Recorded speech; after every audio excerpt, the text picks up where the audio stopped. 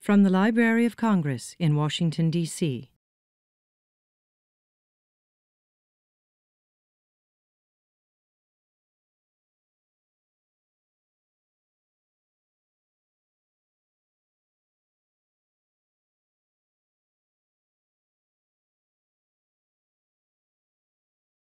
Good afternoon and welcome to the Library of Congress. My name is Talia Guzman Gonzalez and I am a reference librarian and Luso-Brazilian specialist in the Hispanic Division. It is my great pleasure to have you all here to talk about Exile, Diaspora and Return, Changing Cultural Landscapes in Argentina, Chile, Uruguay and Paraguay, a team research project by Roniger, Leonardo Senkman, Saúl Sosnowski and Mario Schneider. Today we have with us two of the authors of the book, two of the team members, Luis and Saúl, who will be talking with Professors Juan Uriajereka from the Department of Linguistics and Professor Ernesto Calvo from the Department of Government and Politics, both at the University of Maryland, College Park.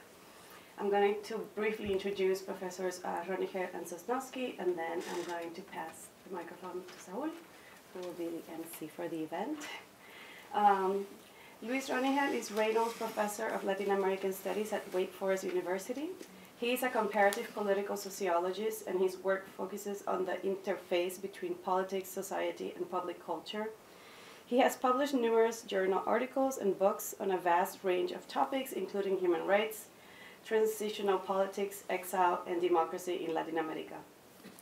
Professor Roniger is the author of Destierro y Exilio en América Latina, Nuevos Estudios y Avances Teóricos, published by the University of Buenos Aires in 2014, and Tres Estudios sobre el Exilio, Condición Humana, Experiencia Histórica y Significación Política, co-authored with Arturo Aguirre and Antolín Sánchez in 2014 too. And also Transnational Politics in Central America, published in 2011. Saúl Sosnowski is currently a professor of Latin American literature and culture at the University of Maryland in College Park, besides having held many other administrative positions, such as director of the Latin American Studies Center, which he founded in 1989. Professor Sosnowski has been the force behind many important initiatives and academic projects, such as the decade-long series of international conferences, The Repression of Culture and its Reconstruction in the Southern Cone. He is the founder and editor of the literary journal Hispania. Currently, Hispamérica, sorry, yeah. Currently in what issue? What's Saúl? 47th year. 47th year. Yeah. Amazing. And I lost where I was. Thank you. His work centers on issues of civic education, democracy, and conflict management, and cultural politics, with a focus on Latin America.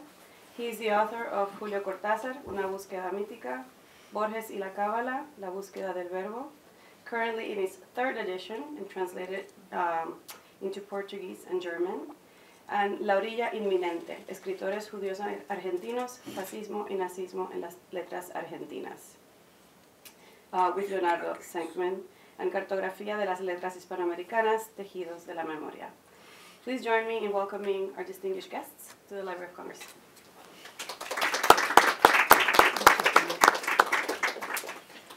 Thank you, Talia.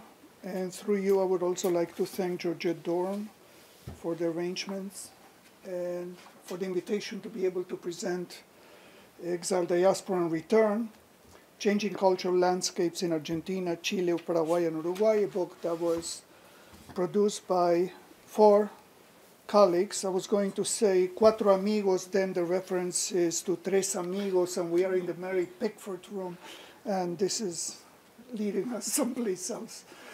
The 4 of us, with Roniger, a sociologist, Mario Schneider, a political scientist, Leonardo Senkman, a historian, and I, from the literary side, have been working on these kinds of issues from different vantage points and different perspectives for quite a while. And we decided at some point that it would be a good idea to approach a neglected area, what we consider the neglected area of research, about which my colleagues will be speaking a little later. So the first meeting took place, as many meetings of this sort take place, in Jerusalem, and at the Hebrew University of Jerusalem on the Mount Scopus campus. And once we decided that we were going to engage in this project that turned out to be a product, we held meetings in different parts of Latin America, as well as here and more than once in Israel.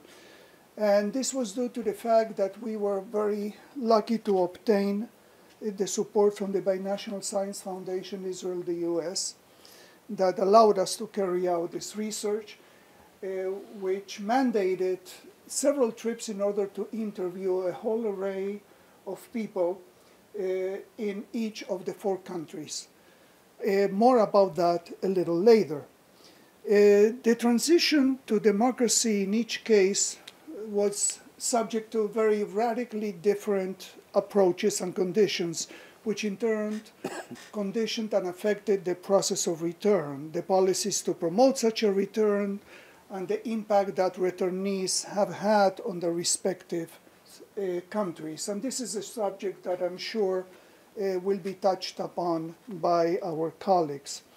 I think it is worth noting that though none of the 4 authors currently live in our birthplace, 3 of us are from Argentina, and even the Chilean among us was born in Buenos Aires, but he opted for becoming a Chilean, a common mistake by some people.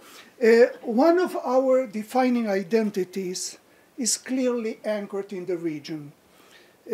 Objective analysis in carrying out research has been a guiding principle, but so I sense is a sense of commitment that each one of us has to the region, sort of a necessary and unavoidable commitment to both memory and to the unfolding present. I'm very grateful to 2 of my colleagues from the University of Maryland who have agreed to speak about some of the issues that are addressed in the book, maybe about the book too, but we'll find out shortly, since both of them have been very, very active in related issues. Ernesto Calvo, who holds a PhD from Northwestern University, is a professor and associate chair in the Department of Government and Politics at the University of Maryland.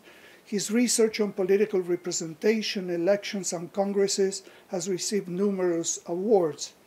He is the author of Legislator Success in Fragmented Congresses in Argentina, published by Cambridge University Press in 2014, La Nueva Política de Partidos by Prometeo years before in 2005, and relatively recently, Anatomía Política de Twitter en Argentina, Tuiteando #Nisman, a project that gathered the attention of many of our graduate students at College Park.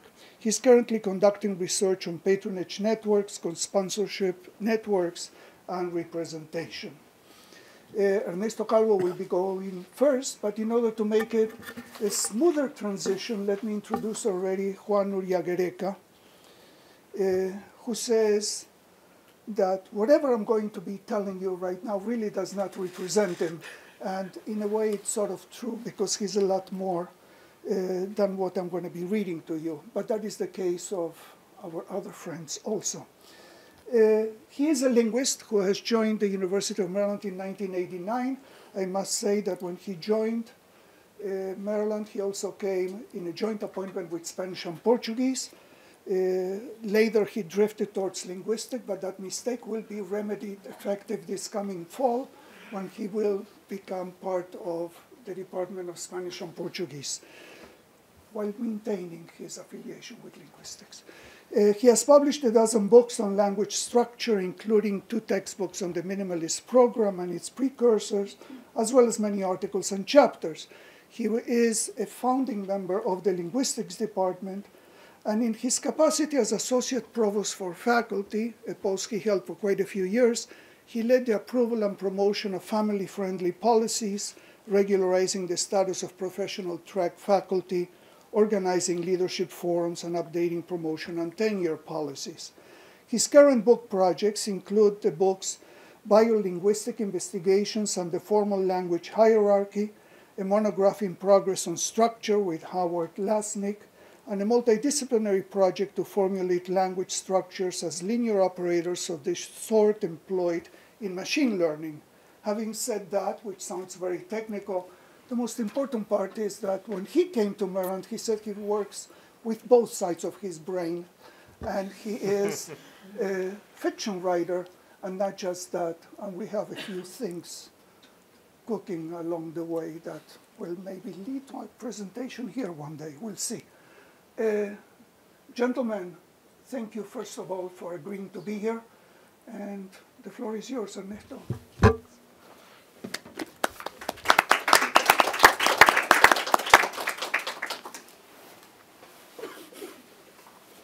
So first, thank you so much for the invitation. I love the book, so it's an easy book to present. I do have to say there's a bit of a self-serving likeness of the book, because there's a lot of things that happen in the book, and a lot of things are related that actually go to my personal life. So let me start by pointing to a couple of anecdotes that I think that highlight, what's the true contribution, at least for me, of the book. So what have in common Lázaro Cárdenas, Torrid Sachs, the Dow Jones, MTV? So let me start with a story. So when in 1976 my family went to Mexico in exile. My mother is Silvia Bleichweiler, and pretty much the entire side of my family went to either Mexico, Spain, or Venezuela. So most of the exile community, which is actually told here, with the kids, they put kids in communities, and we were connected to each other. We formed networks, the kind of networks that are very well described in the book, that have been persisting for 40 years at this point. So a lot of us went to one school that was called Freire, Centro Activo Freire. Maybe some of you, if you're connected to the Argen-Mex community, heard about it. And in the Centro Activo Freire, we would have practices that we would go to the countryside in Mexico. The first one that we went was to analyze wood production in Mexico, in Michoacán. And at the time, the governor of Michoacán was Cuauhtémoc Cárdenas. And his son, Lázaro Cárdenas, was actually a classmate of my brother. And because he was the son of the governor, he organized the meeting so that we could put our tents in the governor's house the first day, because then we would go to the area that wood was being produced. So the first night when we were in the governor mansion outside in the gardens with our tents, we start to hear some odd noises. So we come out, several of us, and we start to hear that something was going on in the tent. And the tent was Lázaro Cárdenas with one of our teachers, which was also a refugee from Uruguay. And outside of the tent was, a lot of my friends. That was the son of Pepe Pérez, which is one of the historians, Argentine historians, foremost historians, was the director of the Museum of Archaeology. And it was Juan Frontini, which was the stepson of Portantieros, and the book, which later wrote the discourse of Alfonsino Parque Norte. And then was Valeria Pegoraro, the son of Pegoraro, San Luchi Ferreira. So it was about 12 of us from Chile, from Uruguay, from Argentina, because a lot of the community in exile put kids in sort of the same school. And it was a school on the left of the political spectrum. We would organize politically there. And we formed strong bonds, and you would see that through layers of generations that would call ourselves Mex, and we would be the sons and daughters of the people that went on exile.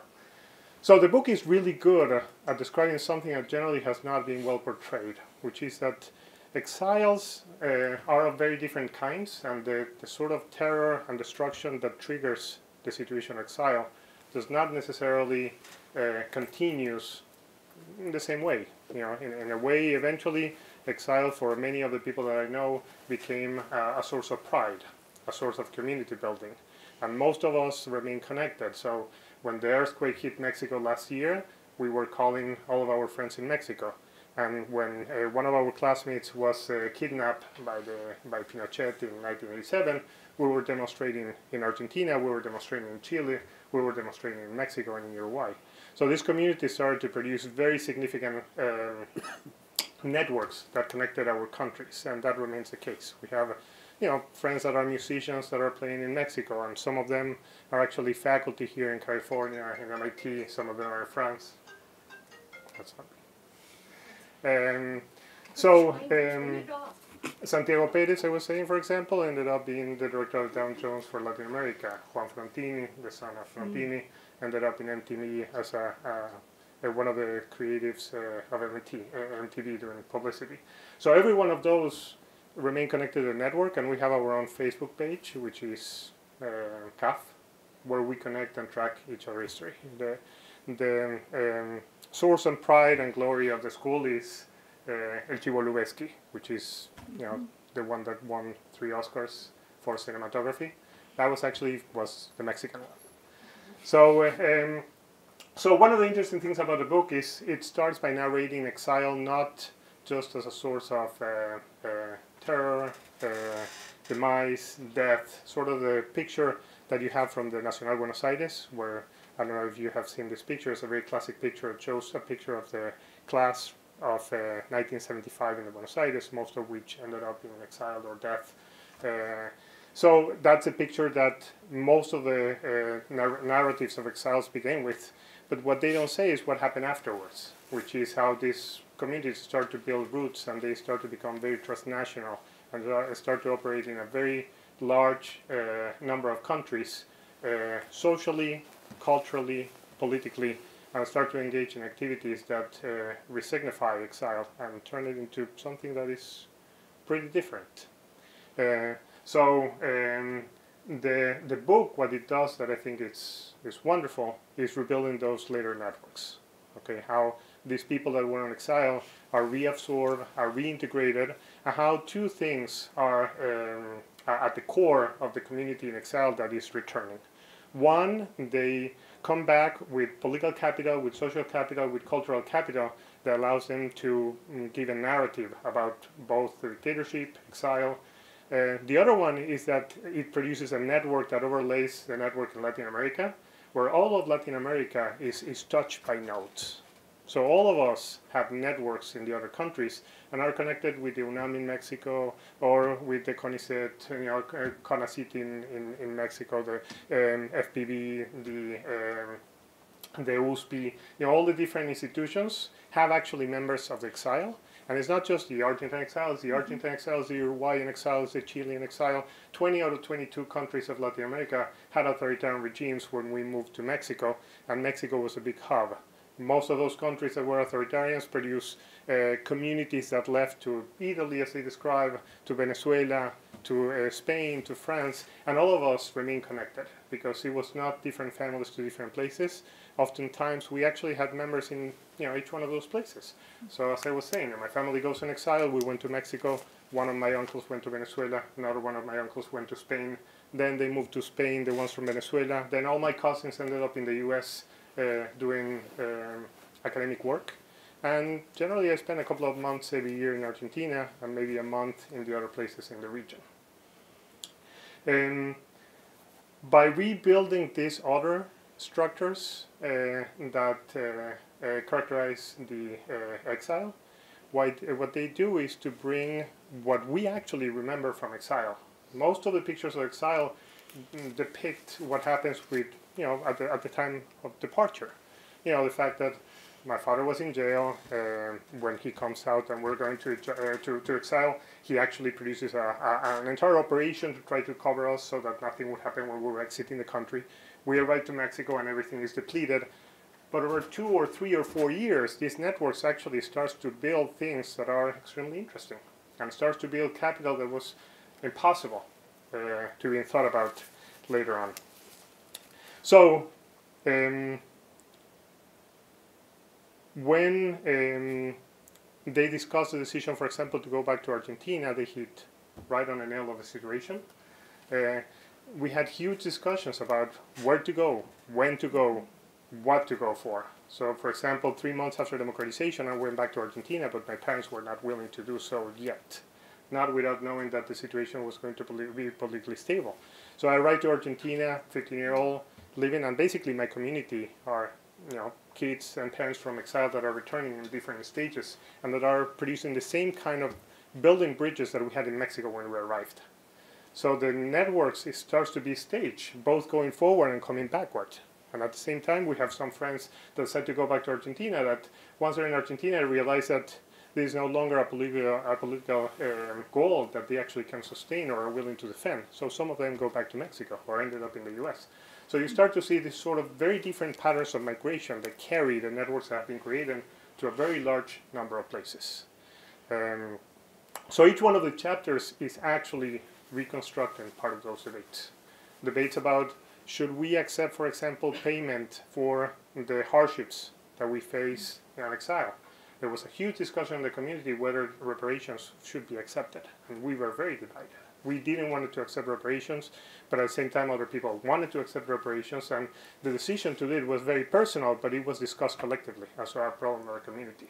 The same happened with the prison reparations. My father received one, but at the same time there was a huge discussion whether you should receive reparations for having been in prison under the pen, the national executive.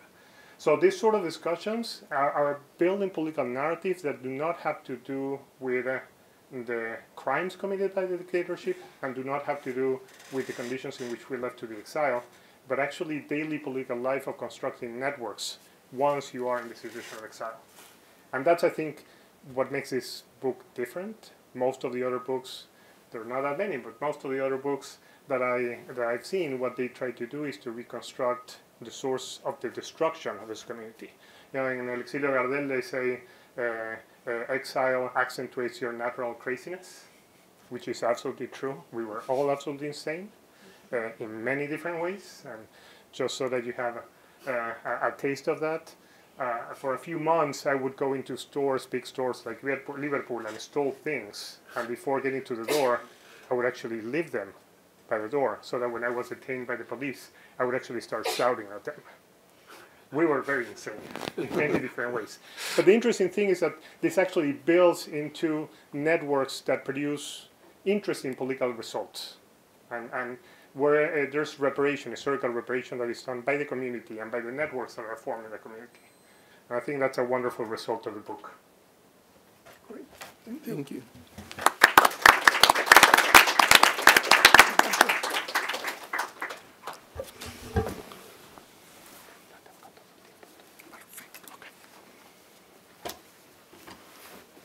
I have to apologize because I'm not a professional, so I wrote some notes just to think about this. I was born in the 50s in a normal Spanish family from Spain. President Eisenhower had just ended the blockade that had us starve after the Great War, the alternative to invading with Hitler and Mussolini defeated. It wouldn't have been easy for the French or British, who hadn't been willing to stop fascism in its inception. Stalin was eager to, but few in the West wanted the Soviets controlling the Mediterranean. Well over 500,000 people had died in the Civil War, Spanish Civil War, including 200,000 executed in the rear guard. Another 50,000 were killed after the war ended. Several thousand more dying in concentration camps. This is all in Spain. Some 200,000 became permanent exiles. By the 1970s, about 4 million had emigrated once it became legal in the 1940s. In a country of 27 million, you can get the percentages. As I said, my family was normal. Some had survived the bombing of Guernica that Picasso depicted. Others recounted that and similar stories. I grew up in my grandparents' Galician farm as my father worked for a company in exile. Mom learned to read from an urban teacher who was relocated to our hamlet as a punishment for having defended democracy. That was actually a break for us peasants, as he gave her and my uncles knowledge. Uncle Luis was 15 when he left for Argentina. Uncle Antonio, 14. Half the family was already in America. In my mind, it was difficult to figure out whether the letters that relatives sent home were from exile, emigration, prison, or what. It was just a distant place. In the 60s, much unrest happened in those remote places of our relatives. Dad's company was then working in Chile, from where he wrote of hope, illegally mailing books and records about Che Guevara and by Violeta Parra. Practically all the Spanish writers I read then were exiles. During our transition to democracy, many returned from the Southern Cone, escaping the dictatorships that we're talking about today. The book that we're presenting brought a smile to my face, reminding me of my literary heroes, Onetti, Galeano, Benedetti, Peri Rossi, Soriano, Roabastos, or actors whose skill impressed me the most, Alterio, Rossi, Politi, not to speak of the musicians whose songs we sang in the streets, Quilapayún, Sosa, Guevara, Guarani. Our book notes on page 73 the difficulty that American exiles had in Europe, echoing a complaint by Peri Rossi that I remember very vividly. That being said, my dearest friends were those marginalized intellectuals, some of whom taught me everything I know about the theater, like the late Claudio Nadie, after learning his craft from Darío Fo. I can't imagine the Spanish movida that Almodóvar made famous without the likes of Cecilia Roth. And so I can't help asking what really happened, why these tides back and forth. A sentence on page 187, this is so that you see I've read the book, reads, quote, "Whether clothed in military or civilian garb, authoritarianism has been a mainstay." While the book is talking about Latin America, the motherland is no different. In the 2+ centuries since the French Revolution, one can count 25 military putsches. I don't care whether from the right or from the left, military putsches in 200 years. The latest one in 1981, 5 years before Spain joined the European Union. It's still unclear who was behind it. During the 19th century, liberal and conservative administrations so commonly replaced one another after a coup that by the time the monarchy was re-established, they institutionalized succession of governments of the opposite sign, routinely changing every 2 years. Alas, that Solomonic solution didn't last long because both were incredibly corrupt. Eventually, further coups led to the famous dictatorships of the 20th century. As the book describes the fate of these dynamics on page 32, citing Luna, involved encierro, destierro, or entierro, that is prison, expulsion, or entombment. These are the dark aspects. Now, not all is bad that stems from such chaos. It may have been harder to otherwise realize the liberation of American and Asian colonies throughout the 19th century, or the African ones during the 20th century. Just as not all is good either in the visionary governments that stemmed from uprisings like the French Revolution. The Napoleonic standardization fueled resentment, leading to successful fascist nationalisms from Italy to Germany, to unsuccessful ones from Iberia to the Balkans. Later, still lingering conflicts, look at the Catalan one, often find a trigger in civil wars of that ilk. As David Armitage reminds us, I am a revolutionary. You are a rebel, and they are engaged in a civil war. This is why the question of whether nationalistic movements are good or bad has no easy answer. After all, we describe by the same word the Mapuche or the Basque nation and the Russian and the Chinese nation. Such dynamics are structure forming in a deep sense, and this is the linguist in me talking now. Within material science, physical tensions of this sort are called dynamical frustration. We may think of it as the unresolvable coexistence of conflicting tendencies that never settle. For those raised in the Marxist tradition, dynamical frustration relates to the Hegelian clash between thesis and antithesis, except you never achieve a synthesis. Or if you wish, the synthesis is a state of equilibrium that arises from the clash itself. I raise the idea because yet a further ingredient in the cauldron, one leading to the exiles we are now considering, is radicalism, a reaction to liberalism. It is fascinating how liberal and radical forces allied to defeat conservatism in the form of fascism. Although first liberalism aligned with conservatism to keep radicalism confined to the East, Russia and so on. And less than a decade later, the logical combination closed with, at least in Europe, conservatism and radicalism uniting over how to partition Poland.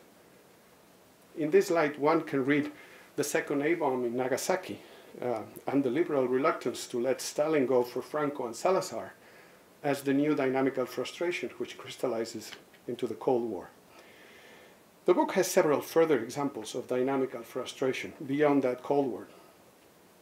We are reminded of the vicious circle in which fear of revolution brings about repression, which fuels the desire for revolution, and so on. Or different instantiations of modernity when the ideological path concocted in the West, an urban reality, confronts the multifarious nature of the rural, colonial, or frontier realities beyond. Indeed, these revolutions, rebellions, civil wars, whatever you want to call them,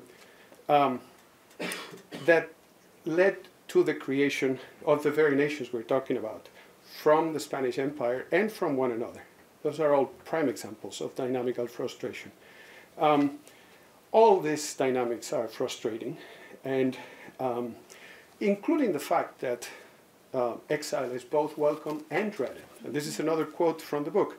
"You who left are now returning like heroes, and we who stayed behind are the ones who suffered." Those are the exiles that are mentioned in the book. Those are very complicated dynamics. There's no right or wrong here. The book also, interestingly, brings to the equation the unintended consequence of exile in a globalized world. The media-related, university and culturally driven, and ultimately politically effective role of exiles in making their countries change. Another example of this earlier on is what intellectuals from Nazi Germany did. That's one of the main pillars of the American university.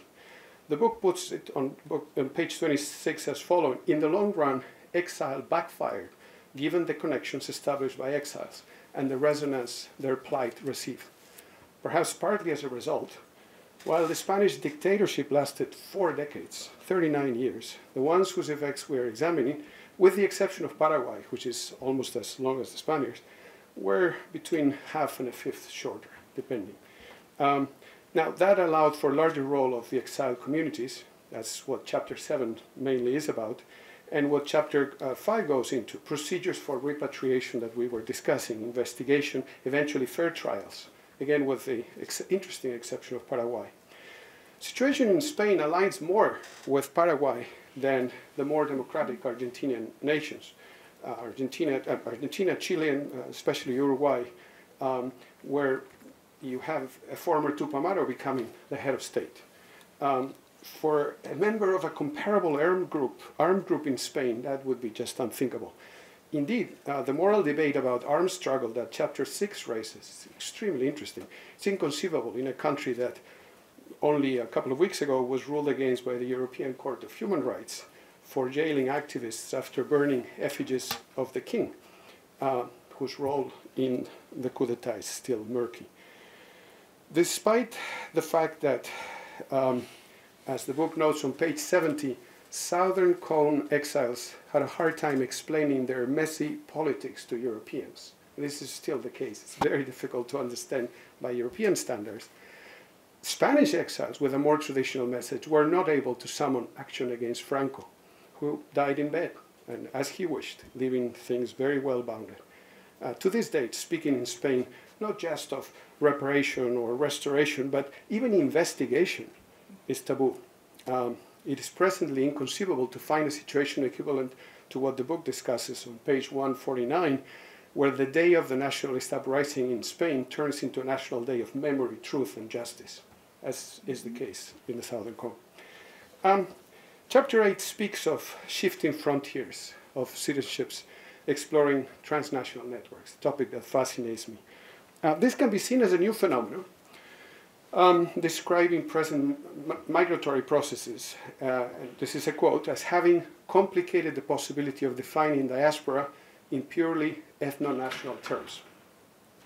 But, and this is now me, I would say modern notions like nation itself are liberal inventions of the 19th century while diasporas are many, many, many tens of thousands of years older. Before the birth of nation states, those were immigration dynamics, not conquest ones for the most part. Now, mere emigrants built humanity as we understand it, interbreeding, for example, with Neanderthals and Denisovans to yield the miracles of art and myth. Those errant Jews and gypsies and aborigines and Indians and other expatriates of all kinds, those are the holders of human existence. Only very slow time in evolution will tell whether its dynamical frustrations lead to emergent structures that we may call forward thinking. Certainly new realities will emerge that way too. Witness the web, witness social media. The way art did, and eventually writing, and eventually the printing press, all as momentous as the internet these days. In our world, it may not be all that bad to start dreaming of electronic exiles because one runs out of physical locations to take the children to in case of real and tangible civil wars or familiar and not electronic prisons. Thinking of normal families in Syria, Iraq, does make me wonder. Our book cites Perry Rossi's line representing the dilemma of exile, quote, "To part is to part in half." It echoes the one line that Cole Porter, adapting that unforgettable goodbye, which is to die a little. Then again, the horrors we continue to witness in other authoritarian societies remind us that to die is to part a lot. So let's hope that before the final exile, we leave our children a more democratic, transparent, pluralistic world of the sort our dear exiles fought for, successfully in that they kept our hope alive. This is one tangible legacy of this wonderful book, well beyond the accurate facts and testimonies in regard to institutional transformation. As it notes on page 187, electoral democracy and the periodic change of government seem to have taken a firm hold. It is uplifting to see such a comprehensive analysis of exile placed in the context and exploring, without anger, even nostalgia, how it contributed to the development of democracy in countries where that exile originated and in countries like my own where it ended. Thank you.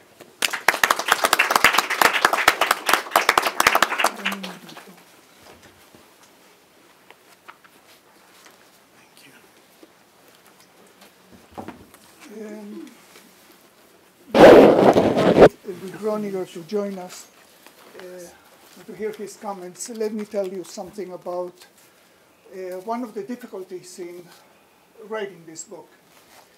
There are four of us, as I mentioned before, from different disciplines, with writing habits that are very far one from the other. Luis Roniger and Mario Schneider collaborated on a number of books, so they knew each other fairly well.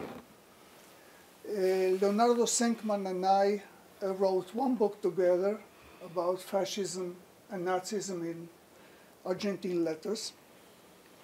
But Leo Senkman has one way of writing and one way of thinking that is about, I don't know whether 180 degrees, but at least 90 degrees away from my own. And that was one of the difficulties, trying to find a common voice.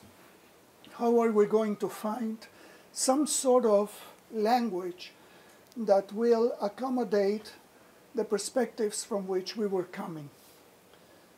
The other thing is, each one of us has a very different style of work. And there is one among us who is the most workaholic of all. No, it's not me. It is Luis Roniger. And he's the one who really kept us in line. And so in addition to all the merits of his scholarly work and so on, I have to tell you that he is really, I don't want to say slave driver, it's not nice.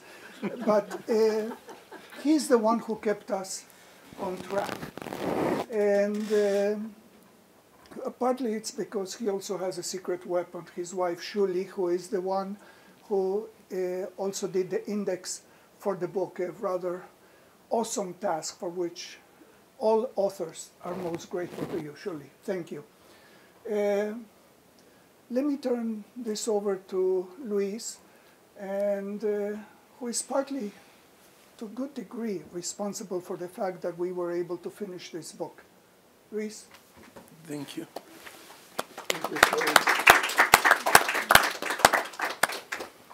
Thank you, Saúl, for your kind words, and thank you, Ernesto and Juan, for the generous evaluations, talk about the book, and also sharing your personal perspective. Listening to you, I would like to say that what is exile and what is the key that brings such creativity, such innovation, not just to the countries that we analyzed, but overall there is an open possibility starting with exile. And the idea of exile is that, at least in the modern world, it breaks the hyphen between nation and state. Whenever people are forced to flee their own countries, they are no longer obligated. They cannot take the markers of certainty for granted. They cannot take their common assumptions for granted. Something has broken. In the nation state, collective identity and political rights are built together. This is the hyphen between nation and state. But once they leave, they cling even more to the nation, but they are no longer committed to the state. And this opens a range of possibilities of learning, of getting used to new institutions, new forms of interacting, new forms of partnership, even the very conception of being in a relationship change. And as you know, many in exile have eventually broken apart. Divorce has been a characteristic of Thank you. Divorce has been a characteristic of exile. And there are many losses of exile, but there are also gains. This possibility of opening themselves to new ideas, to new forms of understanding the world, understanding politics, pays off. Because together with the losses, and losses certainly are numerous and countless, and there have been both in personal terms, in terms of the life of people going to exile, many, many losses. But also gains, not just individually, not just in terms of human capital, but things that will eventually come to serve the countries of origin. People remain attached to their countries, to their background, and once the possibility opens, they should consider whether to return. And although the return, the word, is in the title of the book, we emphasize throughout the book that this is just one possibility among many. And therefore, there are not just the returnees that we should consider. There are the sojourners, there are people who stay abroad but maintain relationship with others in the diaspora. And let me, beyond the individual gains, mention something about the contributions to the country. Let's start with politics.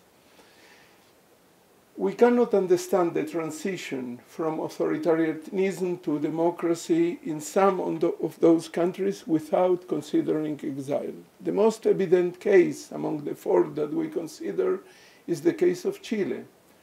In Chile, exiles were crucial in the transition, but because they were crucial while in exile.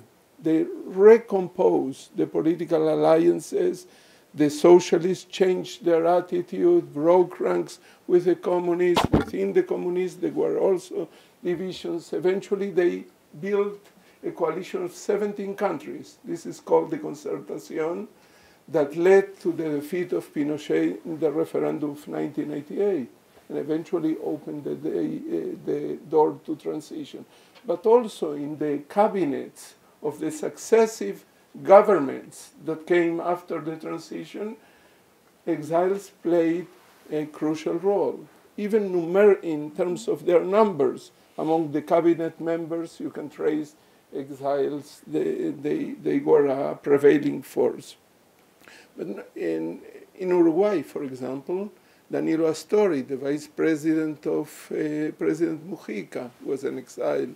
The Minister of Education, Ricardo Ehrlich, was an exile. They were also scientists, but they moved into politics beyond the politics of the university. Then in academia in Uruguay, for example, until 1984, there was just one university, the UDELAR, the Universidad de la República. Exiles opened the range to new universities, new disciplines, new investment in science and technology. For example, in biology, in the biological sciences, there were 5 tenure positions before exiles returned. As exiles started returning, they built a faculty of 100, over 100. They invested millions. They used their connections with France, with Mexico, to create new avenues, new subdisciplines, etc., etc. 3 of the 4 provosts in Uruguay following the return of democracy were exiles. And some of them were very, very instrumental in revamping the entire educational system, the entire system of higher education in Uruguay. In the realm of new disciplines. For example, in Chile, there was no social history until Gabriel Salazar returned to Chile. Bioethics. In Argentina, there was no sense of what is the ethics in dealing with biological research until somebody who did his career in the US, Victor Penchesade, returned to Argentina and opened a new ground, supporting also the mothers and especially the grandmothers of Plaza de Mayo, and eventually created a new field of research and investigation. In the publishing industry, in each of the 4 countries, you can find people who recreated the impetus that existed in the 60s, once back in their countries after exile. Let me mention some of them. Divinsky, in Ediciones de la Flor in Argentina. Pablo Harari, he founded Editorial Trilce in Uruguay. Carlos Orellana in Chile. In the case of Paraguay, Rivarola Mato. Rivarola Mato, by himself, on its own effort. As you know, Paraguay is a totally different universe. It's a universe of an oral culture, not necessarily a written culture. But he managed somehow to eventually fail in the long run because Paraguay is Paraguay. There was no enough readership. But he tried so hard. And other people who did not go into exile collaborated with people in exile, exiles coming back. And for instance, the first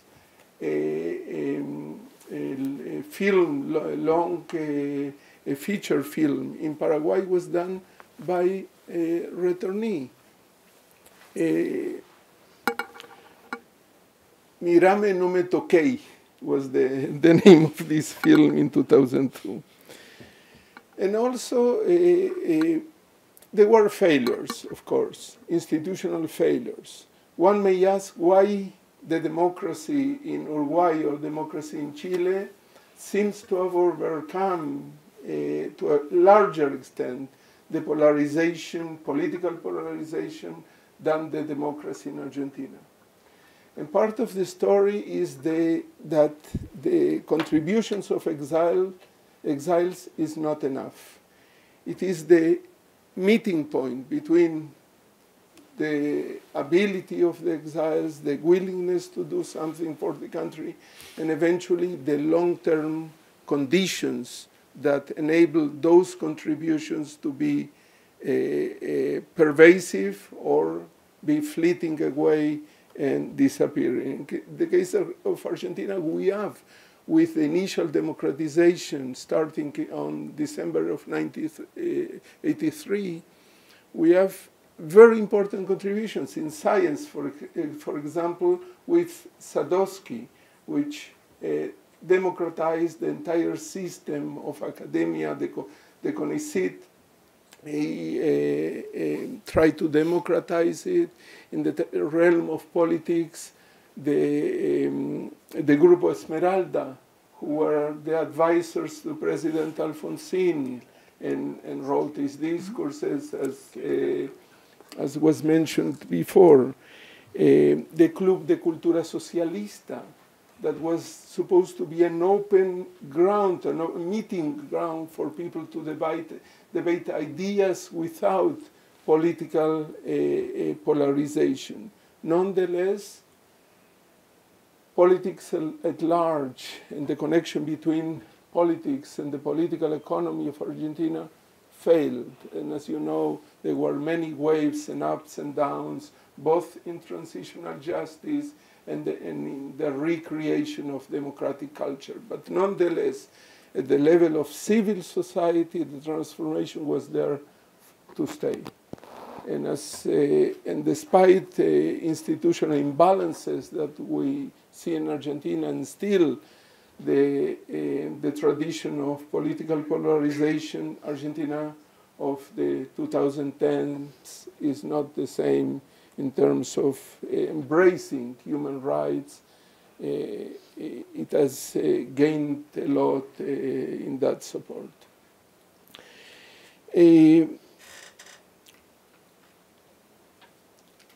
I think that political exile in Latin America has something to say, something of comparative relevance for other regions of the world. And we heard before Juan started mentioning the case and talking about the case of Spain. And this brings to my mind also the case of Germany. Case of Germany, and in the case of Spain, there's not been a reaccommodation of exiles, as in the case of the Southern Cone, and in particular, I would say the case of Uruguay, then followed by the case of Chile, the case of Argentina, and finally the case of Paraguay. Various degrees of accommodation, but there's been a willingness somehow after an initial period of resistance to reaccommodate exiles and give exiles the proper place. Of course, Uruguay is at the top because in the case of Uruguay, they decided to bring the people who lost their jobs in the public administration. They are called the exonerados. This was the word that was used. People who lost their position, they were thrown out of work, and then many of them left for exile. With democratization, Uruguay decided to bring them back to their former positions. For instance, Samuel Lichtenstein, who was in the 70s, in the early 70s, the provost of UDELAR, of the Universidad de la República, was brought back in the 80s and given his old post. Now with a new perspective, a new exposure, a new context, transnational connections, etc., etc. And this is a fantastic push for institutional transformation. In the case of Germany, even the word exiles was not used for the people who fled Nazism.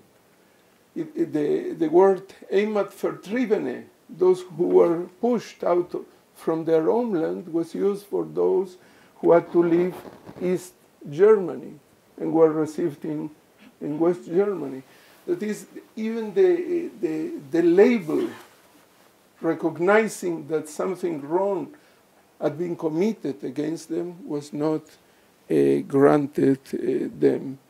And the same with the case of Spain that you so wonderfully exposed, Juan. Certainly in Spain, if they have received the figures of intellectuals, they have tried somehow to depoliticize them or try to take any characteristic that may be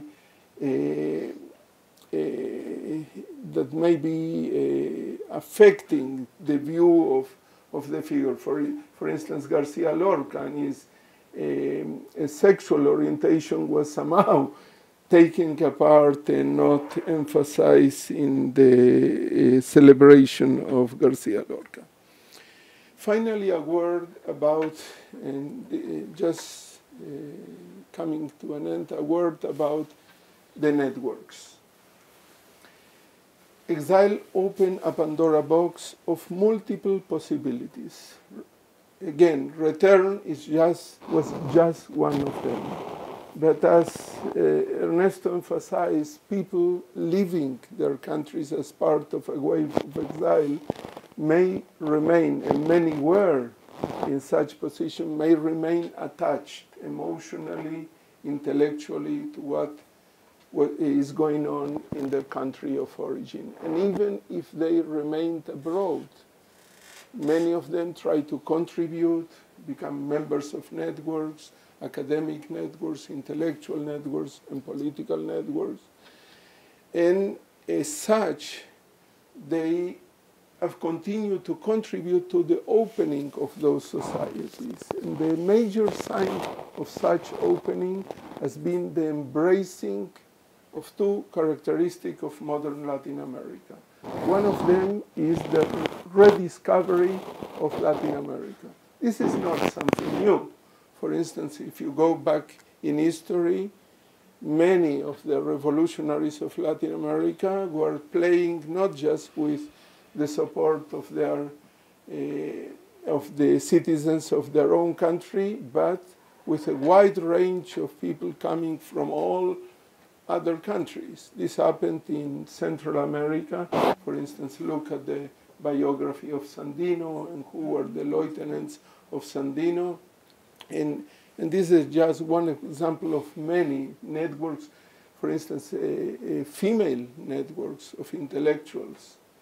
Those were networks of people building on a transnational identity, which did not deter from their support and commitment to a national sense of identity, but was combined and intertwined with a national identity. And so the rediscovery of Latin America beyond the national has been part of this experience of exile. And the second characteristic is that through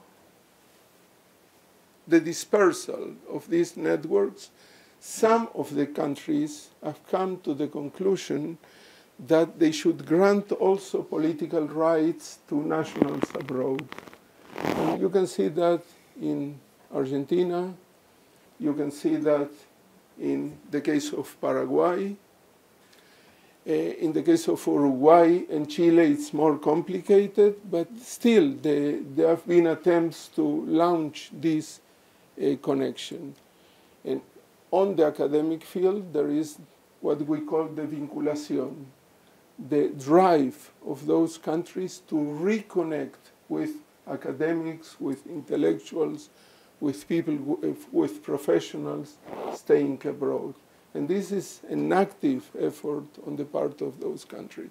To sum up, exile has opened those countries to globalization, to the idiom of human rights, to rediscovery of Latin American ties beyond their commitment to national identities, and eventually to the possibility that to reconsider that the nation is broader than the territory of a single state. Just to finish with one example of that in the realm of literature for Saúl, Noé Hitrik, after exile, during and after exile, organized a multi-volume work of critical critical essays of Argentine literature, which consider for perhaps not the first time, but which consider in a proper place the work of Argentine writers writing beyond the territory of Argentina. For me, it has been, together with Saúl, with Mario, and with Leo, an exercise in long running. It's not a short run, but a long running. Somebody asked me, how long have you been working on this book? I told him, 20 years. Oh, 20 years, really? Yes. Multiply 5 years by 4. Thank you.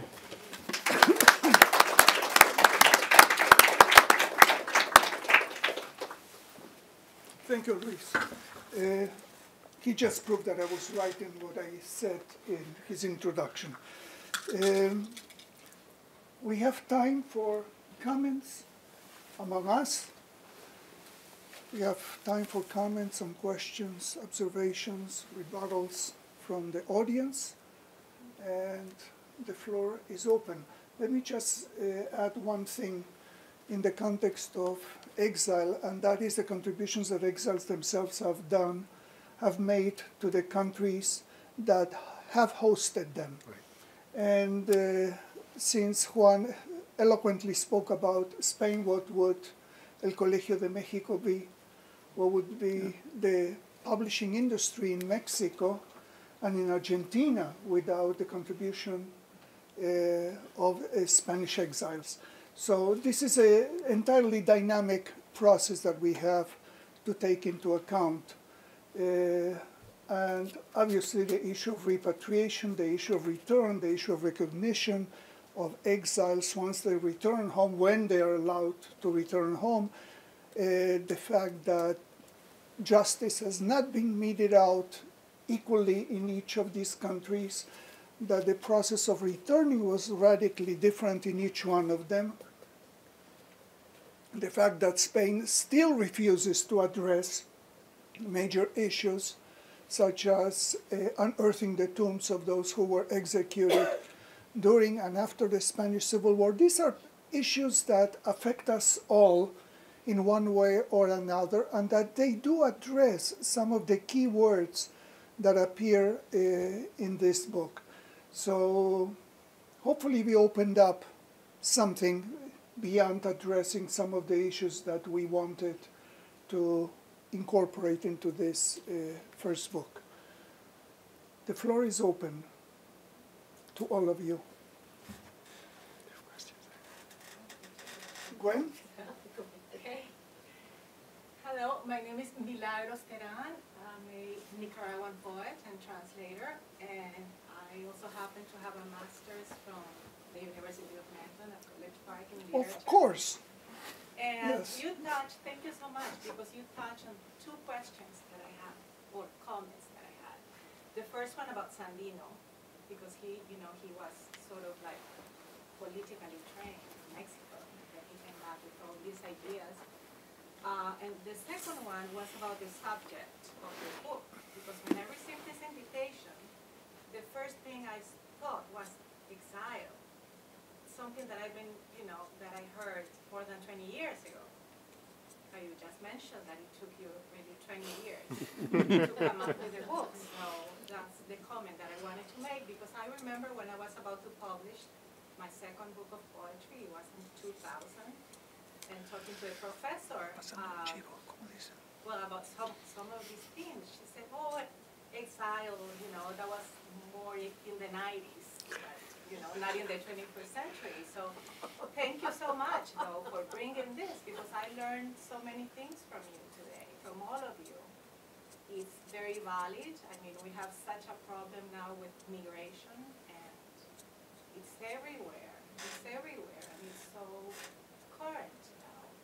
people that have been here all their lives, and now what? It's supposed to go back home? And what if they don't have, you know, the links? What if they forgot about that?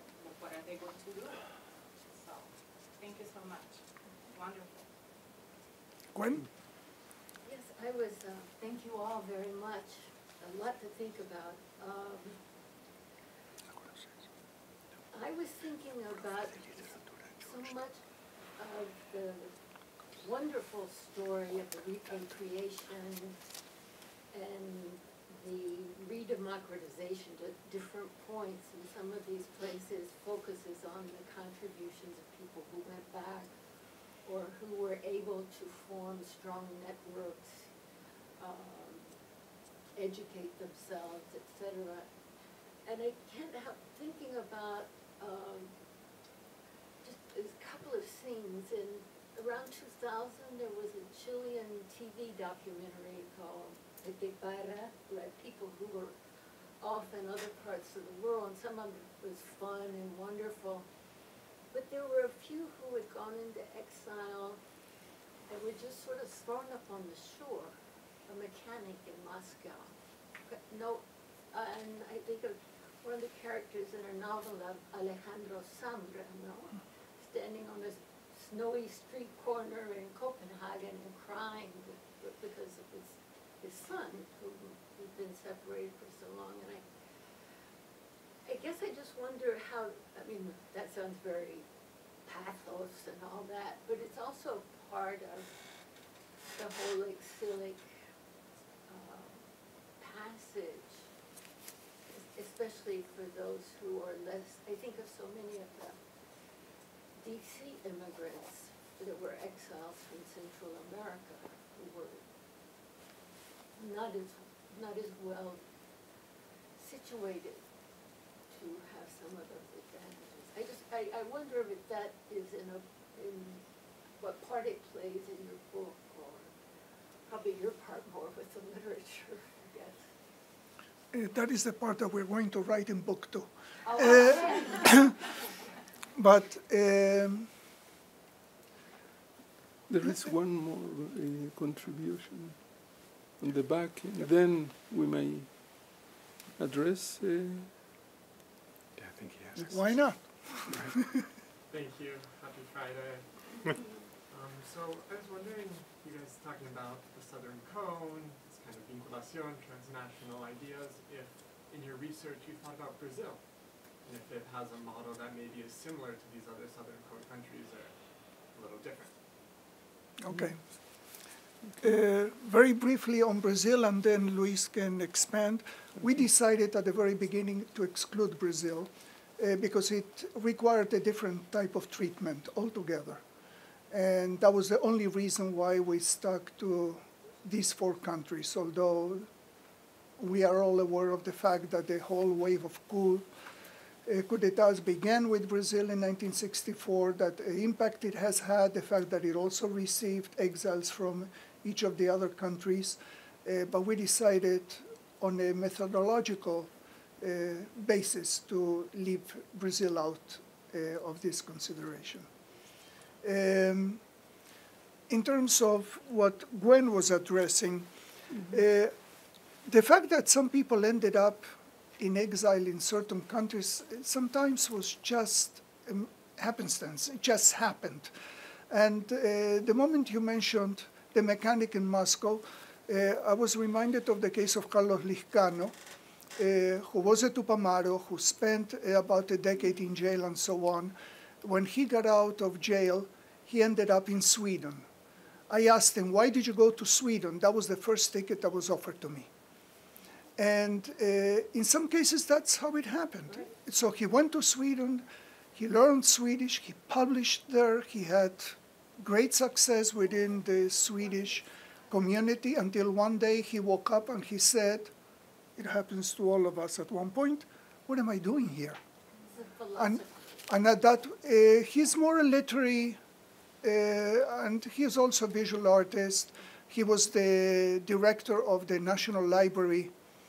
And several things are very, very interesting about him because he broke with the Tupamaros while being in jail. And he decided that was the wrong approach and so on. So I asked him, so what happened then? And his response was very clear. Look at me. I interviewed him when he was a director of the National Library. Pepe Mujica appointed him to that post.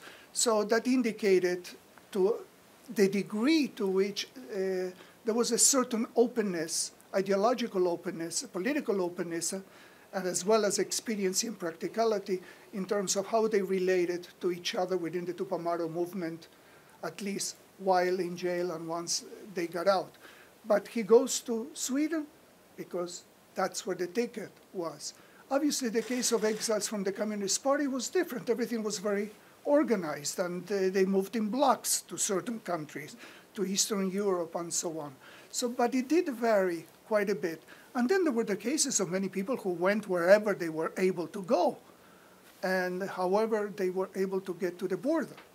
So I don't think we can make a blanket statement that, I know you weren't making that, but I was basically thinking of the whole process of how somebody will end up in a certain place that is not necessarily logical. But emphasizing something that you said, the book describes, in my count, between 500,000 and 800,000 exiles. And the group of people that the insulsas, the portantieros, the ones that were mentioned are a fraction of those. And many of those that we are talking about that are a fraction of those were already insulsa and portantiero before leaving. Absolutely. So portantiero had created pasado y presente. Insulsa was on his own right already an important scholar, and when he arrived, he formed CIDA in Mexico.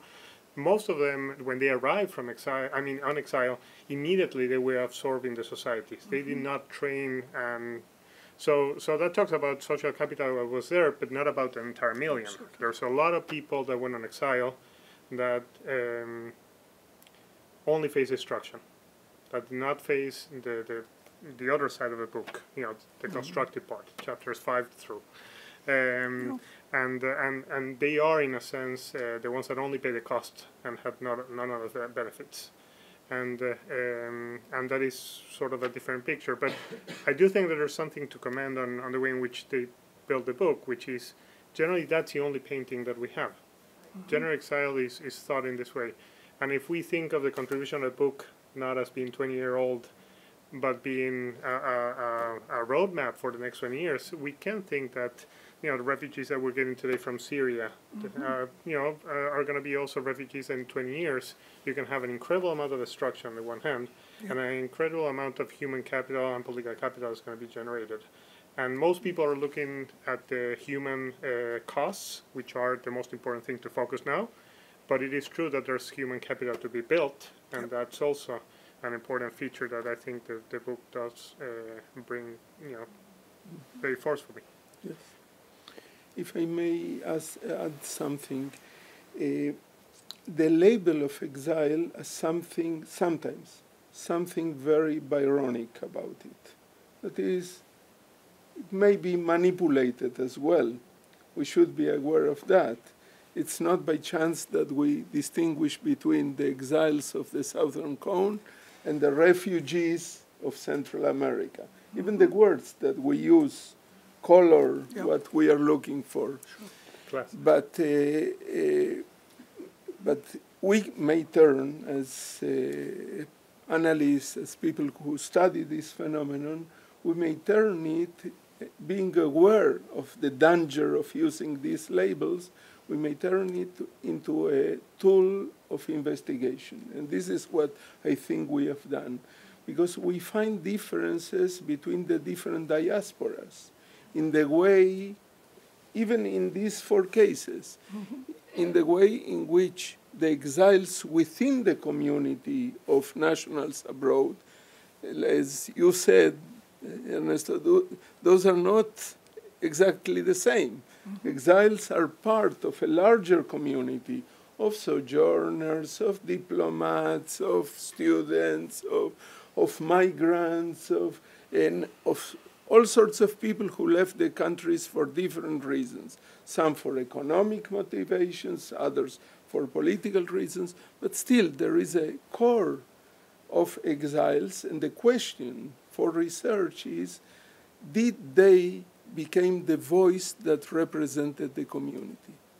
And in some cases, we found that exiles spoke in the name of all the people who were in some way or another forced to leave the country. And in other cases, this was less prominent. And so, and this is the differentiation that we can trace in these 4 cases, and we trace them, and it can be also traced in other cases. About Brazil, there is a lot of interest today in Brazilian exile. It started, unlike of what you were told, it started with a book in 1999 by a historian, you may know her, Denise Rollenberg. The title of her book is very, very telling. It was called Entre Raíces y Radares. It is looking back and looking forward and in the middle, straight in the middle. We did not touch it, but there is a large community of people working on the theme of exile and return now in Brazil. It came late, relatively late. In the period that you were talking about exile, this was the period of many testimonies, many personal stories. But it took almost another decade or decade and a half to reach the point of being able to analyze from a distance the phenomenon of massive exile and forced displacement. One of the issues that we also touched upon was, and that was I was reminded by your comment, some people when they went overseas, they had already been established. They had their own signature and so on.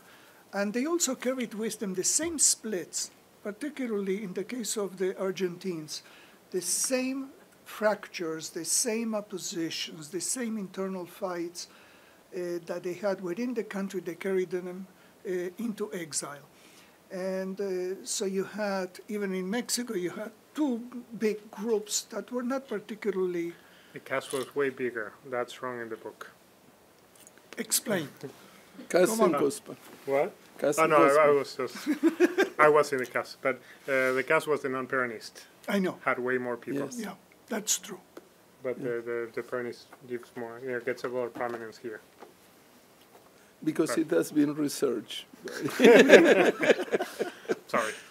For the 2nd edition, there will be a new footnote. And we were criticized for... By the way, Saúl, following your... no, okay, later. Okay. And the other thing is that the children that were born there and the impact on the children once the possibility of returning opened up. And that was another issue that we touch upon, and at least we point to an issue that was quite significant to address. And within all of that, I would like to stress, although Luis already has done so, is the uniqueness of the Paraguayan case.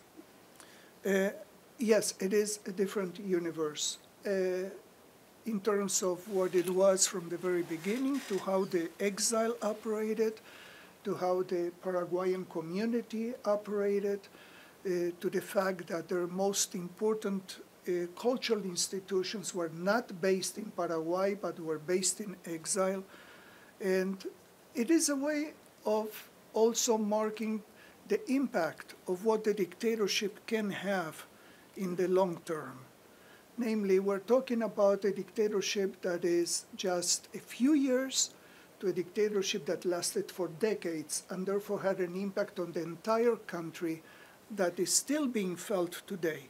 The dictatorship, the basis for the dictatorship has not disappeared, and we see it in the daily news coming out of Paraguay. the fact that Stroessner's birthday is still celebrated by many, that many still say éramos felices y no lo sabíamos, referring to the fact, same as in Spain. Generalísimo. Yes? Yeah. Yeah. Namely, these are issues that have not ended. This is a live, open channel. So this is one of the issues that we have to keep tackling. It's not over. Yeah, and it's recreated every generation. For instance, I'm thinking of Patricio Guzman, as he retained the filmmaker from Chile, as he returns from Chile and shows what he has done for all the filming for the Batalla for Chile. He shows to the new generations, and people are amazed. They were not aware at all. By the way, Patricio Guzman did a wonderful film 2 years ago. I don't know if you know it, El Botón de Nácar. Have you seen it? El Botón de Nácar, highly recommended, showing that the entire perception of Chile being connected to the land, to territory, fighting the Mapuche, is a totally miscarriage of the true identity of Chile, which should be connected to the sea. And the Mapuche were people of the sea, not necessarily people of the land, despite their name. Any comments? Please. Yeah. 1, 2, yes. Please. My name is Lia. Thanks for your presentation. I'm puzzled somewhere the way you talk. You are talking like dictatorship is totally bad, democracy is totally good, but I don't see how you explain like people are anti-faith, means anti-fascism, and the people here they don't like democracy because they don't really have their voice heard than a lot of non-voters, as you can see. And I also don't see why the history tells us that the United Kingdom, sometimes they expand, sometimes they just construct. Just like China, sometimes you expand, you have a Manchuria, you have Mongolia, you have Han, and sometimes you don't have the many. And it's some, in terms of culture, a lot of places, they may think Confucius is the best saint in the world, and the people will travel far to go to India to have some Buddhism. So that kind of aesthetic value, I don't think you explain in your book or in your presentation. So I just wonder if you can combine all those, if exile, the way you interpret it, sometimes you use a refugee, probably is interchangeable. I just wonder, is the exile is really that some people are just sort of being influenced, and it's not really threat by the political power, but it is influenced by their fear, or in the other way, people think they have some entrepreneurship, they want to go overseas. Like before, several decades ago, people were saying Brazil is a good opportunity for the entrepreneurship to have a big ownership of the big land, something like that. So I just don't know if you can address this issue. It's a tough issue. Yeah. Hi, I work here at the Library of Congress. I'm just wondering, I know Argentina, like the United States, is a country of immigrants. I imagine all your families came from somewhere else originally, and I wonder, did you think about that in terms of your discussion, and how might that have affected your thoughts on it?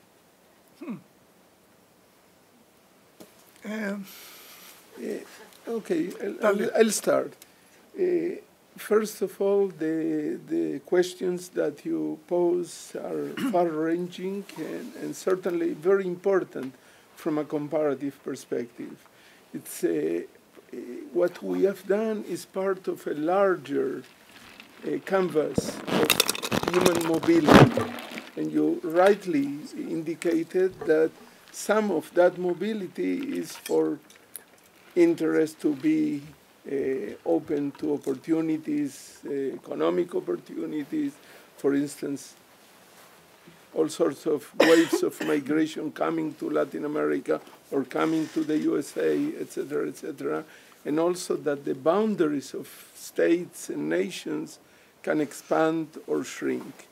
So our contribution is more modest in the sense that we don't address the entire range of phenomena of human mobility.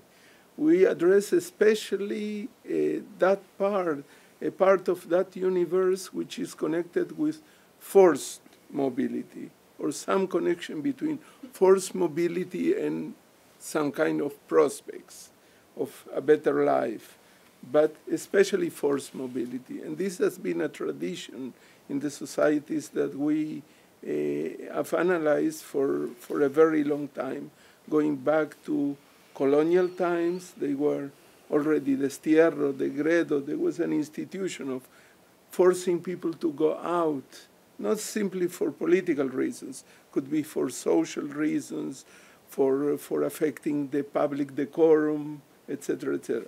But by the way, you mentioned China.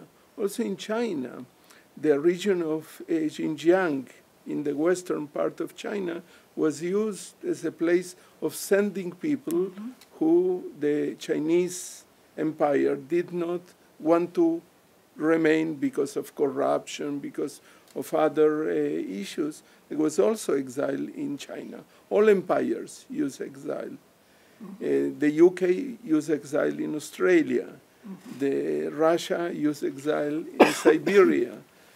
China in Xinjiang. So there is a longer history, even of the narrow phenomenon of forced exile. Our book is about the last half century, if you wish.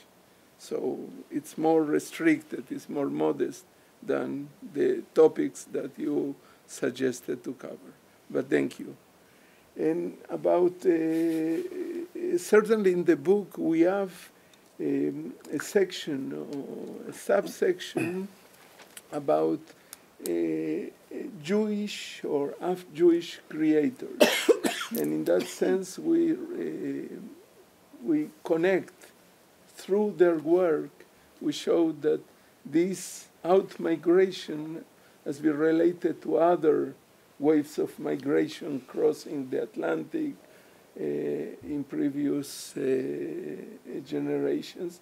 Also the phenomenon of people trying to flee a country in disarray, in economic disarray, which has been the case of Argentina in the early 2000s following the economic crisis.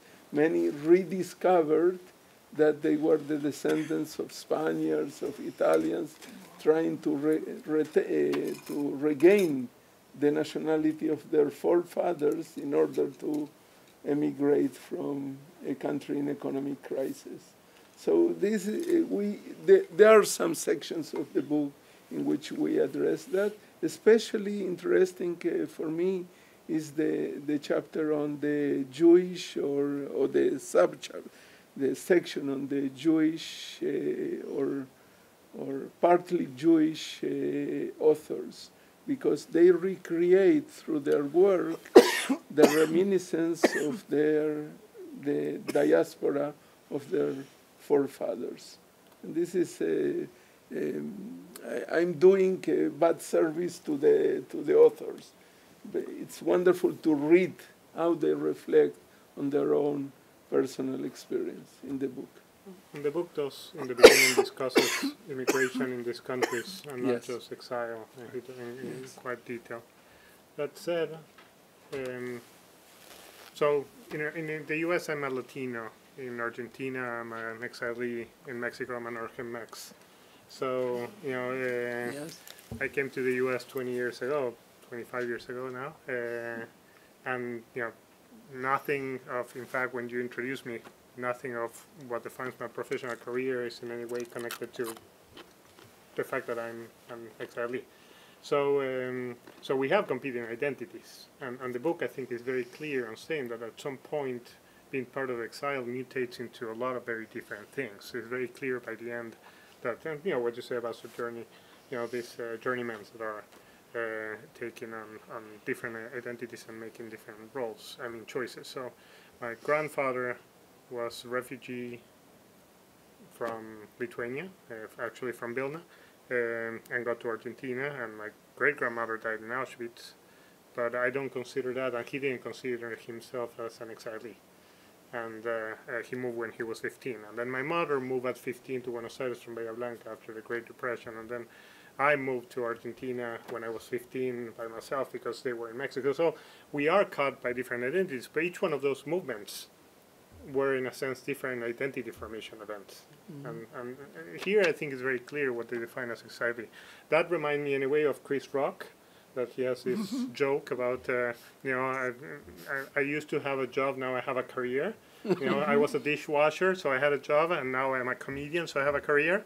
So I do think there's a very important class component on being exilee rather than a refugee, and that's not quite described in the book. And that's why I was mentioning being an exile, in a sense, is a status symbol. Being a refugee is a sign of being déclassé. And so this is taking the most positive and constructed, and to some extent upper elite view of exile, which not necessarily corresponds to the million people that were in exile. Absolutely. But there's a testimony that you guys have, I don't know if it is Dorfman, I forget who it is, that it says, they offered me the possibility of being an exile, which had all of consequences. Dorfman, right? Yes. Yeah. And I said no. And he chose, he made a choice. Of all the people, he made that. Dorfman was already Dorfman before he left, so he can afford to play that. But it's absolutely true that we did cut across in the selection that we have with the people who were able to make an impact on higher education, in public policy, in governmental approaches to redemocratization and so on. There is no question that we did leave out the majority of the exiles who were, quote, the common people, end quote. And so, yes, definitely, that is the case. And without the graciousness of over 150 such individuals, this book would have not been produced. One was going to say something else. Oh, I was going to say a footnote on that. Those are the people I know for two reasons. A, because many of them came to Spain. B, because I was a working class kid, so they lived in working class neighborhoods. In fact, we faced very similar problems, including drug addiction and things like that. But they had a level of education that I certainly didn't have. So the reason they taught us many things is because they could. Kind of like when this teacher was internally exiled by Franco, my mother learned how to read from somebody with more culture. So these are interesting unintended consequences of these dynamics. My mother had a medallion of La Pasionaria that she never received. So, but yes, there was we were in a sense a backdrop of history, but it is true that you're talking about a very particular group. You might want to mention who your mother was, not just the name. I think... you mentioned the name. Yeah, she was a well-known psychoanalyst and writer. She died 10 years ago now. Yeah. Final word? Thank you all. Talia? Thank you. Thank you. Questions? No? Well, thank you to our authors and panelists. Thank you. This has been a presentation of the Library of Congress. Visit us at loc.gov.